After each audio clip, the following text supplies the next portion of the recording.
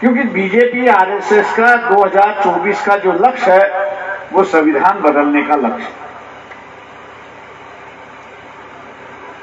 आज अगर हमारी आजादी बरकरार है,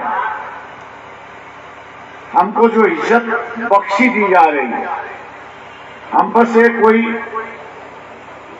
अधिकार छीन क्यों नहीं रहा है, उसकी वजह संविधान है। जब तक संविधान है तब तक हम इज्जत से अपनी जिंदगी गुजार सकते। जिस दिन संविधान बदल गया उस दिन मानो हम लोग की कैद होना शुरुआत हुई। उस दिन कैद होना शुरुआत हुई। उम्मीदवार जयश्री जी ने कहा कि उनकी उम्मीदवारी की घोषणा हुई और खरीद फरोश की बात जो थी 200 रुपए तक अब 5,000 तक हो सकता है, वो 10,000 तक भी जा सकती है।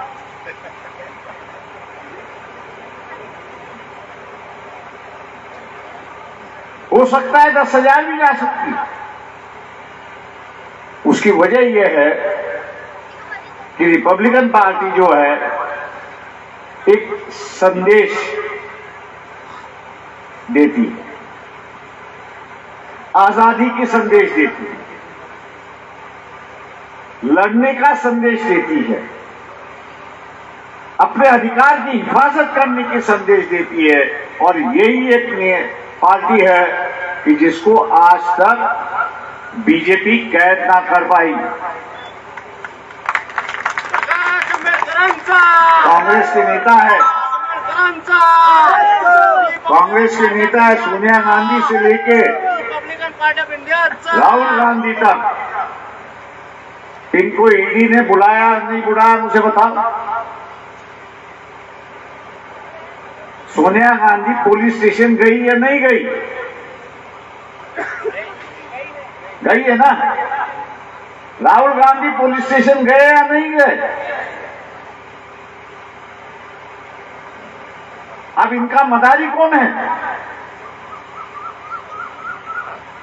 यहां सिर्फ 2 मदारी है और ये 2 मदारियों का नाम है, एक प्रधानमंत्री नरेंद्र मोदी और दूसरे होम मिनिस्टर अमित शाह। ये 2 ही मदारी है। ये मदारी क्या करता है? मदारी क्या करता है? मदारी जो है वो बंदर से अपना खेल करवाता। मदारी जो है अपने बंदर से खेल करवाता है। और कर्नाटक के इलेक्शन के वक्त भी इन मदारियों ने बंदरों से खेल करवाया। क्या खेल करवाया कि बजरंग दल जो है हमारी सत्ता आई तो उसको बैन करेंगे। मुसलमान काफी खुश हो गए, भी हमारी बात करने लगे। लेकिन ये एक खौफ है, ये एक बकवास है। मदारी ने कहा और इन्होंने किया, ऐसी एक परिस्थिति। मदारी ने कहा अगर ये बयान नहीं निकलता है तो दोबारा आपको बुलाया जाएगा और दोबारा बुलाने के बाद कोई शाश्वत नहीं है कि आप जेल में नहीं जाओगे। मैं इसलिए ये कह रहा हूं कि कांग्रेस में सरकार किसकी है? राजस्थान में सरकार किसकी है? तो कांग्रेस की है। छत्तीसगढ़ में सरकार किसकी है? तो कांग्रेस की है। अगर बजरंग दल को आपको बंदी बनाना है तो आप उन राज्य के मुख्यमंत्री को क्यों नहीं कहते कि भैया बजरंग दल पर बंदी लाओ? आप बजरंग दल पर बंदी क्यों नहीं लाओ ऐसे कहते? लेकिन जिन राज्यों में सरकार है वहां पर हम कुछ नहीं करेंगे। जिन राज्यों में हमारा सरकार नहीं है लेकिन इलेक्शन में जा रहे हैं वहां का माहौल बिगाड़ने का काम जरूर हम लोग करेंगे और वही बजरंग दल के बैन को लेके यहां से शुरुआत हुआ है। मैं आप लोगों से आगाह करता हूं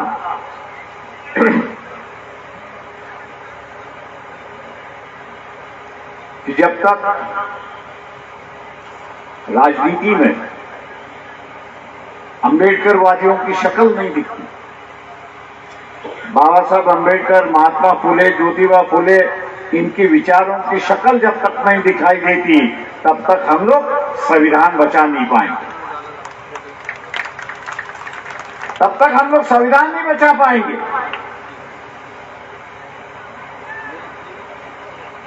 ये जो वोटों की जो खरीद फरोख्त हो रही है, खरीदारी हो रही है, उससे संविधान चले जाए।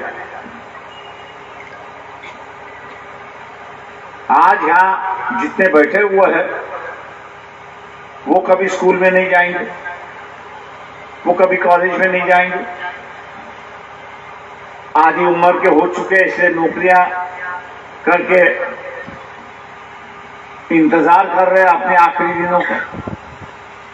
लेकिन कैद कौन होगा? कैद होगा आपके बच्चों का। शिक्षा महंगी की जा रही है और कुछ दिनों बाद सरकारी स्कूलें बंद होने जा रही है, प्राइवेट स्कूलें बनते जा रही है। जो अपने वोट 10,000, 15,000, 20,000 में भी बेच रहा है, मैं उससे यही कहूंगा कि कल अगर स्कूल है, पाठशाला है, इनकी अगर फीस महीने की 10,000 होती है तो क्या आप अपने बच्चों को पढ़ा सकेंगे? अगर आप 10,000 लेके अपने बच्चों को पढ़ा सकते हैं तो जरूर आप पैसे लीजिए, लेकिन 10,000 लेकर आप अपने अगर बच्चों को नहीं पढ़ा सकते हैं तो मैं मानता हूं कि आपने आपके बच्चों को शिक्षा से अलग रखने का ये ठेका लिया है। ऐसी ये परिस्थिति है। बड़ी मुश्किल के साथ 100 साल पहले महात्मा फुले से लेके, शाहू महाराज से लेके बाबा साहब ने जो है ये इतनी बड़ी स्कूलें बनी है, वो हम लोग के लिए खुली थी, आजाद थी। लेकिन आज धीरे धीरे शिक्षा हम लोग के हाथ से निकलते जा रही है। जितनी भी सरकारी कंपनियां हैं वो सब निजीकरण के माध्यम से निकलते जा रही है। बेरोजगारी दिन से दिन बढ़ते जा रही है। नशीली पदार्थों की जो आदत है, नई जनरेशन आ चुकी है। और इलेक्शन का माहौल आया तो 3 चीजों का इस्तेमाल होता है: शराब, कबाब और महात्मा गांधी। शराब, कबाब और महात्मा गांधी 20 दिन में खूब चलता है, आदत लग जाती है। लेकिन जैसे ही इलेक्शन खत्म हुआ, ना कबाब मिलता, ना शराब मिलता, ना महात्मा गांधी मिलती, वो अपने घर में ही लड़ता रहता कि मुझे शराब के लिए पैसे चाहिए, नशे के लिए पैसे चाहिए, खाने पीने के लिए पैसे चाहिए। ये हम लोग ही अपने बच्चों को बिगाड़ रहे हैं। ऐसी एक परिस्थिति। बाबा साहब ने कहा था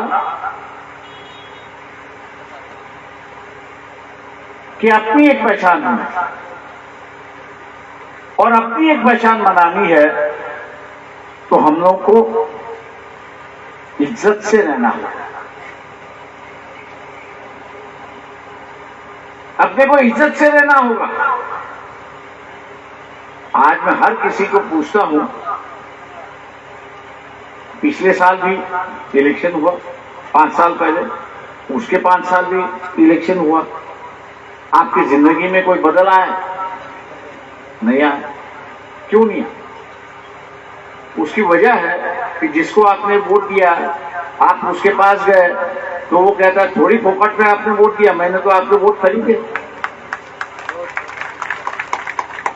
वो यही कहता है कि मैंने आपके वोट खरीदे हैं। मैंने तो आपके वोट की कीमत दे दी और आप जहीं के तहीं वहीं रह जाते हैं। यहां से 200 किलोमीटर से तेलंगाना के अम्बेडकर वादियों की ताकत, वहां के आदिवासियों की ताकत, वहां के मुसलमानों की ताकत। सरकार की सोच बदल गई।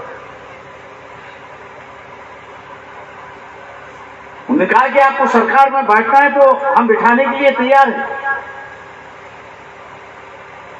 लेकिन आप हमारे लिए क्या करें? हम गरीब हैं लेकिन इज्जतदार। हम गरीब हैं, इज्जतदार।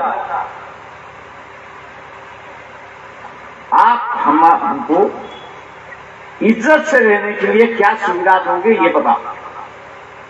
और वहां के मुख्यमंत्री ने एक नया कार्यक्रम शुरू किया। जो पढ़े लिखे हैं, जिनको बैंक कर्जा नहीं देती है, और कर्जा इसलिए नहीं देती है कि उसके पास गिरवी रखने के लिए कोई चीजें नहीं होती है, तो ऐसे परिवार को आंध्र की सरकार, तेलंगाना की सरकार ने कहा कि हम आपको 10 लाख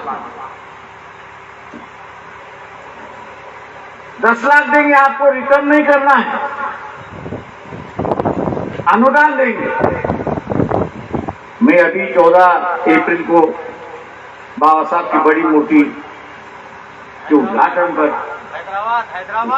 हैदराबाद में,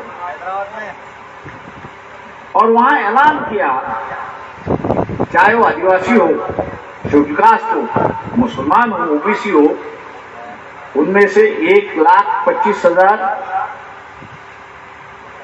परिवार जो है, इस साल उनको 10-10 लाख हम लोग देंगे ताकि वो अपने पैरों पे खड़े हो जाए। सवाल ये है कि तेलंगाना के ये जो समुदाय है, इन्होंने इलेक्शन में पैसे नहीं दिए, अपना वोट खरीदा नहीं, अपना वोट बेचा नहीं, लेकिन सरकार से कहा कि हम आपको सरकार पे लिया। सरकार में आने के बाद आप हमारी हिफाजत करोगे, और वहां की सरकार ने आदिवासी है, मुसलमान है, शेड्यूल कास्ट है, पिछड़ा है, उसकी हिफाजत की और उसको अपने पैरों पर खड़े होने के लिए उसको 10 लाख का अनुदान दिया। क्या यह कर्नाटक में नहीं हो सकता? क्या ये कर्नाटक में नहीं हो सकता? और हो सकता है तो उसको करने की क्या जरूरत है? क्या करना चाहिए हम लोग ने? पर ये अगर आपको अमल करना है तो राजेशी वर्धन को आपको वोट देना होगा, तब जाके ये होगा। आप मान लीजिए,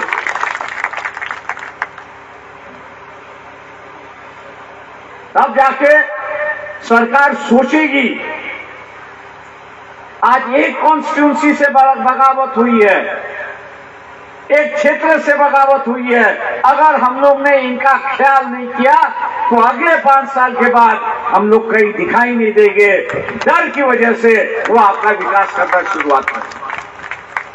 ये जो वोट आप बिखाव कहते हैं, बाबा साहब ने कहा था कि ये अनमोल है, इसका कोई मोल नहीं है। तेलंगाना को, वोटर को इसका अनमोल की कीमत पता चली, और वहां आज आदिवासी हो, शेड्यूल कास्ट हो, ओबीसी हो, बड़े बड़े शहरों में, छोटे छोटे शहरों में आज उनकी दुकानें दिखाई देती है, उनका कारोबार दिखाई देता है, उनकी इंडस्ट्री शुरुआत होते हुए दिखाई देती है। वो कहीं ट्रैक्टर के मालिक बन चुके हैं, वो जेसीबी के मालिक बन चुके हैं, रोड रोलर के मालिक बन चुके हैं, और शांतिपूर्वक अपनी आजादी एंजॉय कर रहे हैं, और आर्थिक दृष्टिकोण से उनमें पूरी सफलता मिली। ऐसी एक परिस्थिति, क्या हम लोग ये नहीं चाहते? क्या हम लोग ये नहीं चाहते? अगर चाहते हैं तो राजेश्वरी बर्धन को ही आपको वोट देना होगा, दूसरा और किसी को देना नहीं है, इतना ख्याल रखो। यही कांग्रेस के कैंडिडेट थे, उनके पिताजी मुख्यमंत्री थे या नहीं थे? तब क्या किया? बाप कुछ नहीं कर सका तो बेटा क्या करेगा? बेटा इतना ही कहेगा कि 5,000 वोट लो, 10,000 दो, मुझे वोट दो। और आप कहेंगे अरे यार 10,000 रुपया मिल गया है, मुझे क्या है? तेलंगाना वालों ने 10,000 पर पानी छोड़ दिया और 10 लाख के मालिक हो गए, ये आप देख लो। 10 लाख से उन्होंने जो है दुकानें खोली। आज उनको किसी के सामने हाथ फैलाने की जरूरत नहीं है। ये परिस्थिति कर्नाटक में भी आ सकती है, लेकिन आपकी इच्छा हो तो, आपकी इच्छा हो तो। अगर इच्छा नहीं है तो कुछ भी नहीं हो सकता। जिद अगर नहीं है तो कुछ भी नहीं हो सकता। आज देखिए यहां मुसलमान हैं, कांग्रेस के पीछे भाग रहे हैं।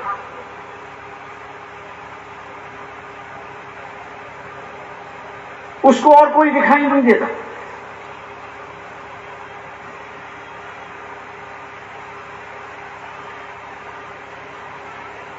कितने मुसलमानों की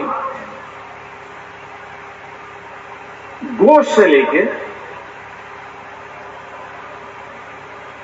कत्ल हुई।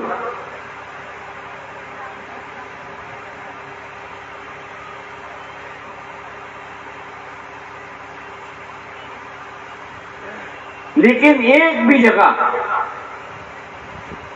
कांग्रेस ने जुलूस निकाला।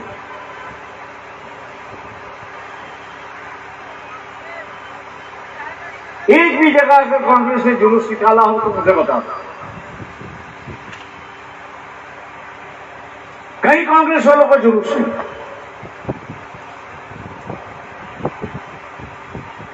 अखलाक हो या फिरोज हो,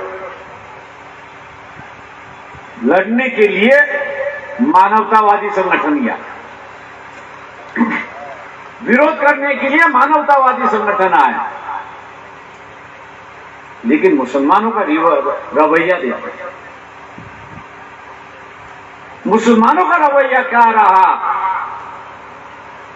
इन मानवतावादी संगठनों के साथ वो अपना रिश्ता नहीं तय करना चाहते हैं। वो जिन्होंने कुछ नहीं किया उसके साथ में रिश्ता बना रहे। जिन्होंने कुछ नहीं किया उसके साथ में रिश्ता बना रहे। और जिन मानवतावादी संगठनों ने इनके साथ लड़कर, बजरंग दल हो, आरएसएस हो, बीजेपी हो, अपने आप पे ले लिया, उनके साथ वो हाथ किए, वो उनको दोस्त नहीं बना।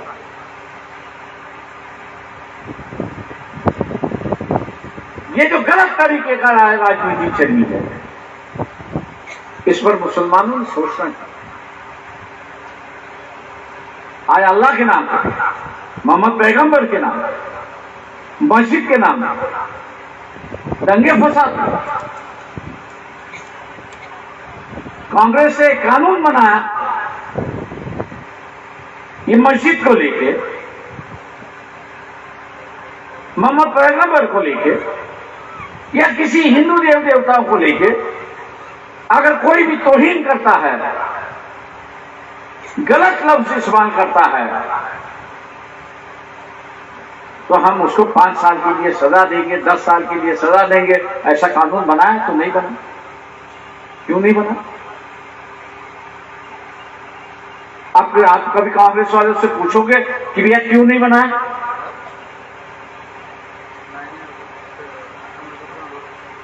आप जब तक सवाल करना नहीं पूछोगे, सवाल करना नहीं सीखोगे, तब तक आपकी परिस्थिति बदलने वाली नहीं।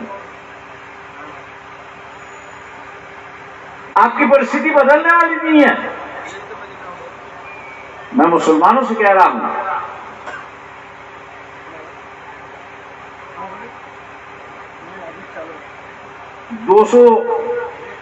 223 सीटों में आपको जो करना है वो आप करिए।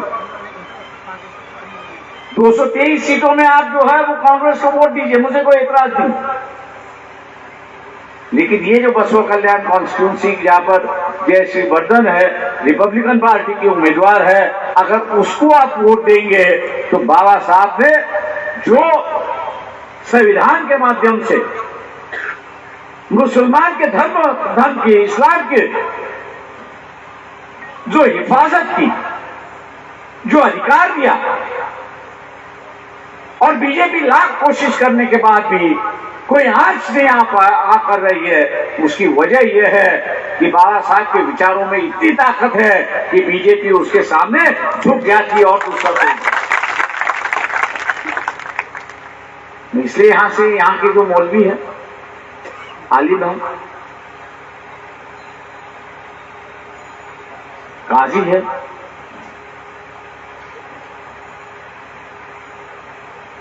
इनसे सोचने पे मजबूर करता। कांग्रेस ये बिल नहीं आए, बीजेपी तो कभी लाई थी नहीं।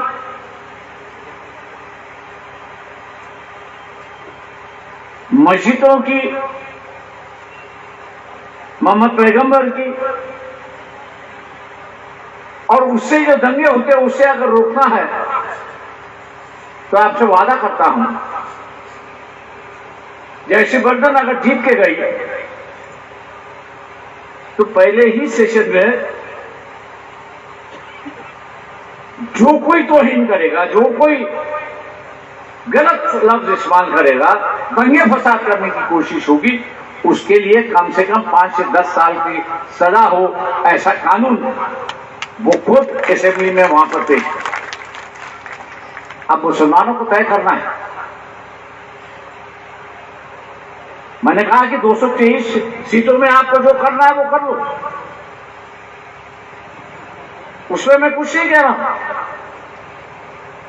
लेकिन ये जो बसवा कल्याण कॉन्स्टिट्यूंसी है, अगर आप चाहते हो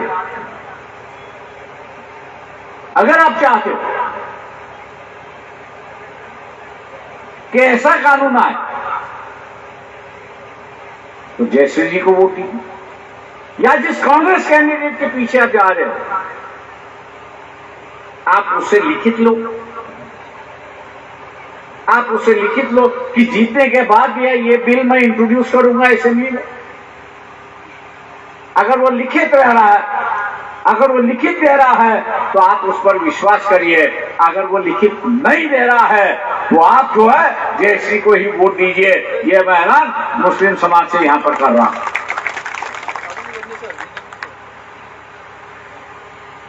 आज कई नई विचारधारा लाने की जरूरत है। बेरोजगारी दिन पे दिन बढ़ते जा रही है और सरकार के पास कोई कार्यक्रम नहीं है जिससे वो लोगों के हाथ को जो है काम दे और उसका पेट भरा जाए। आज मैं समझता हूं कि ये जो कारागिर वर्ग है कि जो नया एम्प्लॉयमेंट दे सकता है, उसके अगर हाथ हम लोग ने मजबूत किया, उसको अगर ज्यादा खर्चा देना हम लोग ने शुरुआत किया और उसका कारोबार अगर बढ़ गया तो हर गांव में वो 2-4 लोगों को नौकरियां दिला सकता है और उस गांव की कुछ हद तक समस्या जो है वो सफल कर सकता है। एक नई सोच करने की जरूरत है, एक नई विचारधारा करने की जरूरत है। और मैं उम्मीद करता हूं कि ये जो बाबा साहब की नई विचारधारा को लेके बेंगलोर से जो नई युवा पीढ़ी चली है, कि जो अपने बच्चों के लिए लड़ने के लिए तैयार है, उनको आप नाउम्मीद नहीं करें, आप उनको हौसला देंगे। मैं नहीं मानता हूं कि ये जो इलेक्शन का जो पैसा है, मैं तो हर जगह कहता हूं कि 10,000 में क्यों बिकते हो, मैं कहता हूं उनको 10,000 में क्यों बेचते हो? 15 लीटर दूध देने वाली जो गाय होती है उसकी कीमत कितनी है?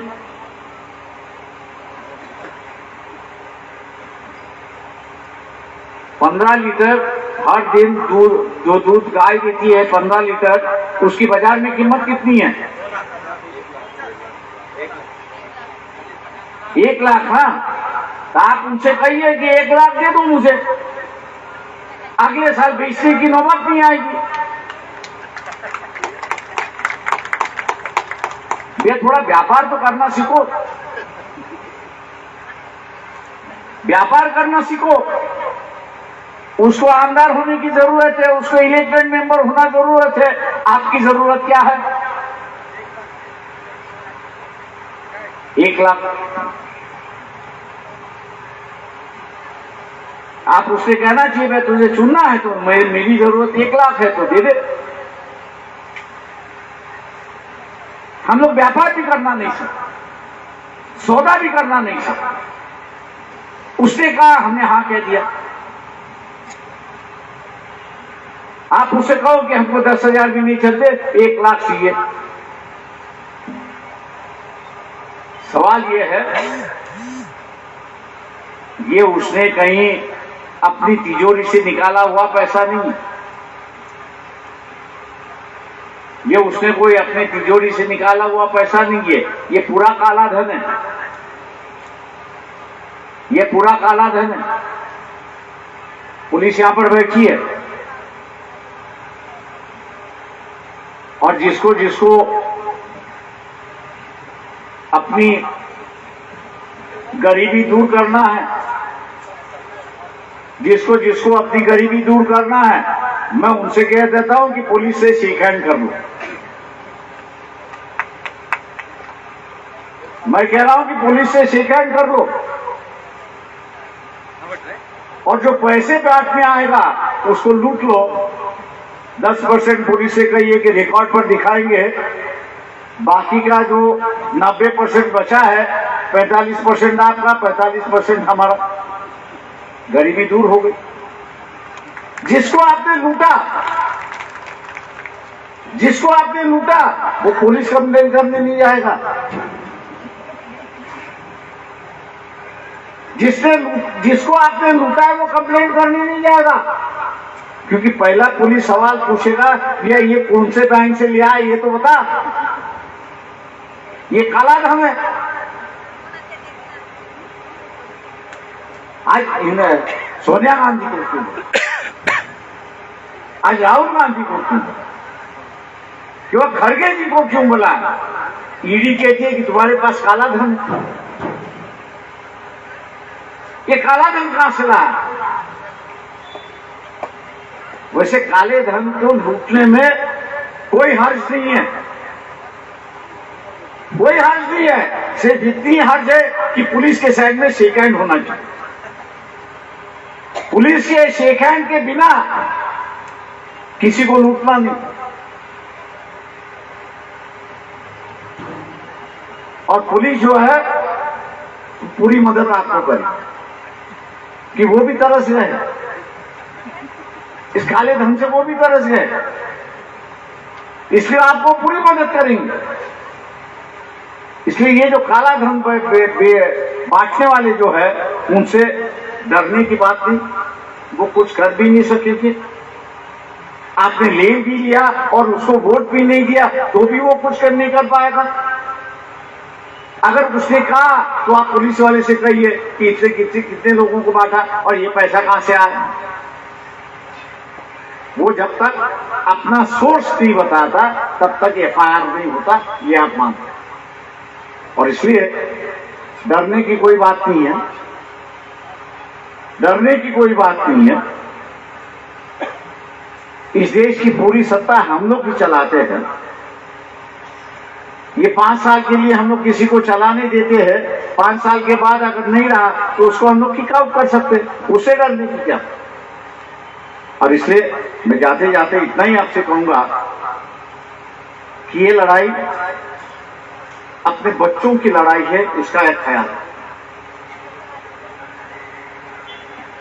बड़ी मुश्किल से महात्मा फुले, डॉक्टर बाबा साहब अम्बेडकर, शाहू महाराज और यहाँ 1200 ईस्वी में जो बसवेश्वर जी ने यहाँ पर एक नई विचारधारा शुरुआत की थी, 1200 के बाद उसको दोबारा वहां पर दबा दिया गया।